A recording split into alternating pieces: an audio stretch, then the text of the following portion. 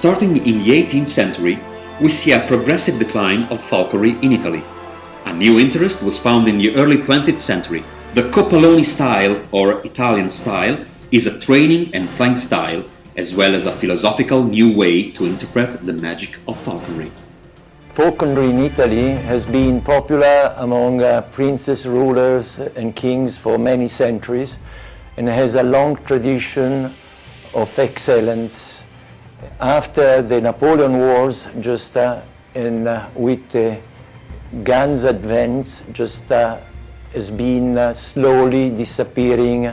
The first Italian falconer we know about is Mr. Nasturzio, a gentleman very fond of training English setters and pointers, who asked a falconer and dog handler, Jack Frost, to come and train some dogs for him in Italy. And this was in the late 20s, beginning of the 30s.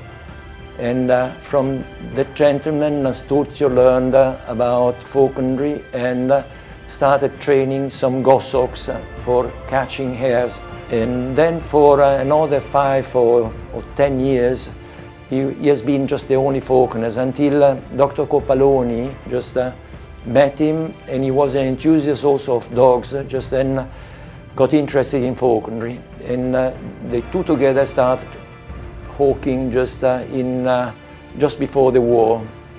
After the war, in Italy, there was just one falconer, which is Dr. Coppoloni. I started practicing falconry in my early 20s, and I met Dr. Coppoloni in 1957, and I asked him information about falconry, if he could help me to get some hawks, but he was very reserved about the sport. He didn't want us to create easy enthusiasm, and I met then two friends, which was Fricchi Pratesi and Fulco Tosti di Valminuta, who were also interested in falconry.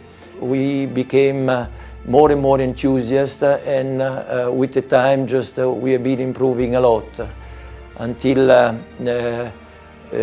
Fulco Tosti was noticed by a friend of Coppoloni, which was Rodriguez de la Fuente, and he was invited to fly his hawks in Spain at the airport, to prevent the little bastard.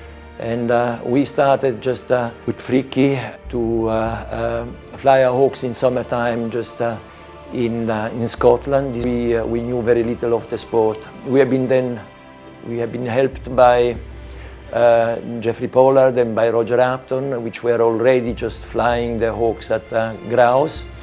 And from that time on, we kept going every single year to Scotland.